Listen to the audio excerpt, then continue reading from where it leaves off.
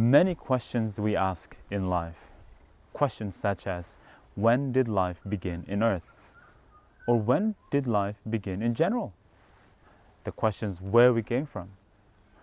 Or how did the world come into existence? There's a questions about God. Who is God? Is He the one that created the heavens and the earth? You know, in this day and age, it's really hard to find answers to those questions, but it can be found. And the thing is, that's what I intend to do today. I want to share with you answers to those questions in life. We'll be right back. You're never too broken to belong,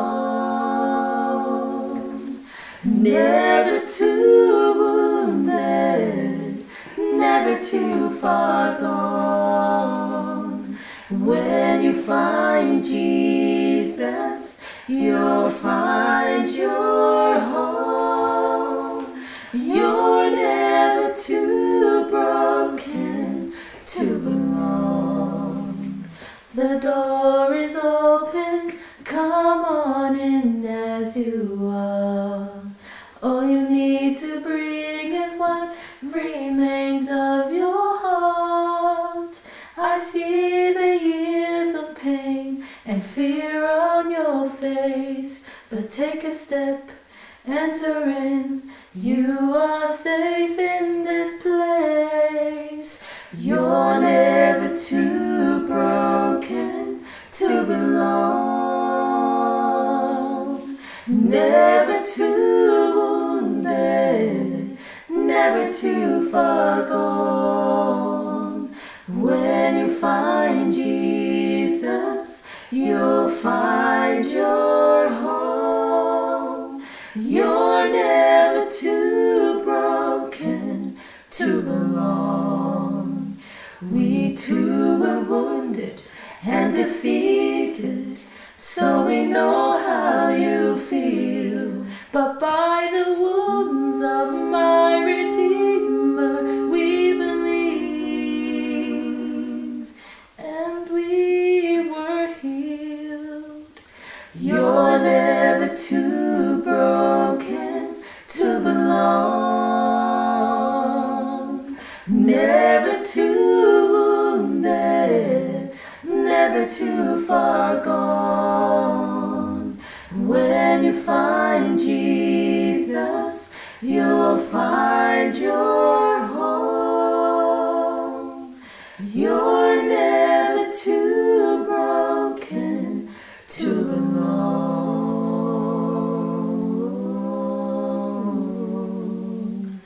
You're never too broken to belong. Now, here's the answers to those questions. Go with me to the Bible. In the book of Jeremiah, Jeremiah 10 verse 6, it says here, "For as much as there is none like unto thee, O Lord, thou art great, and thy name is great in might." Now Jeremiah is proclaiming this. Jeremiah is telling people about God, that His name is great and His name is mighty. And that's why Jeremiah says that there is none else except Him. There's none else in this world that has a name that's great in might. And also in Isaiah 46 verse 9 to 10, Isaiah 46 verse 9 to 10, it says, "Remember the former things of old, for I am God and there is none else. I am God and there is none like me." Now here Isaiah is saying that there is none else except God. He is basically separating God from among other gods, whom sometimes we know, whom others worshipped, whom others praised, and whom others exalted. And Isaiah is saying that there is none like Him. Why? In verse 10, it says, "Declaring the end from the beginning, and from ancient times the things that are not yet done, saying, my counsel shall stand, I will do all my pleasure."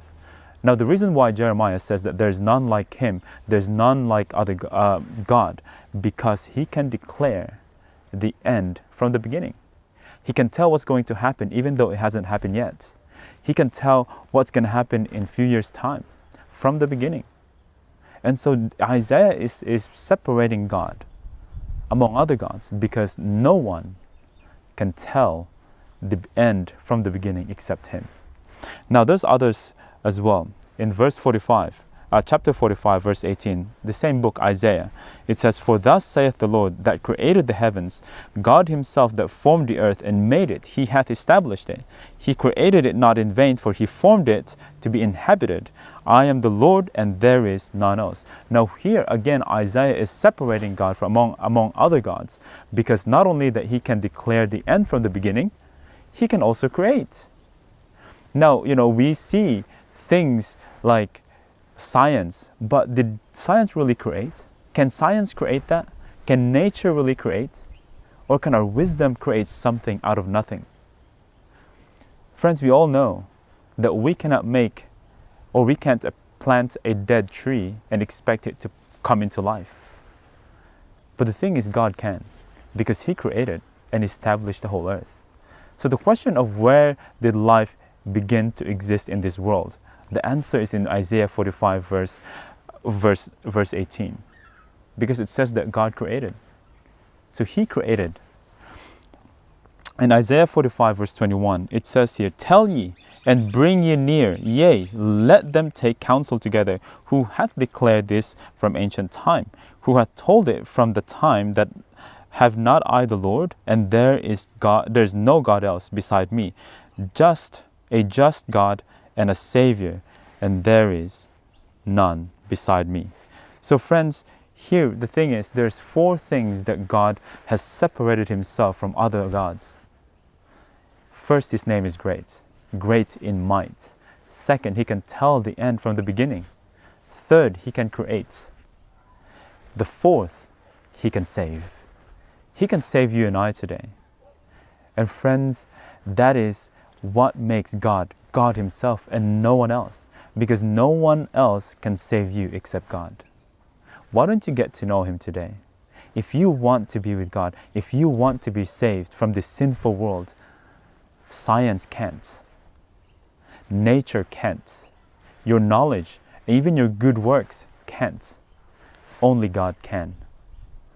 Friends, I want to introduce to you the God of the heavens and the earth. There is no one else like him. The name is great, that can tell the beginning from the end, that can tell the end from the beginning, that can create, and that can save most of all. I'm tired of this sinful world and this wicked world. Everywhere you look, violence, crime, everything. Friends, God can save. God can save you today. So why don't you surrender your life today and get to know him more? And so that when you know him, it will make God a distinctive separation from other gods. So friends, there you go. The answer is there. God and God alone can do all these things and no one else. I'll see you next time.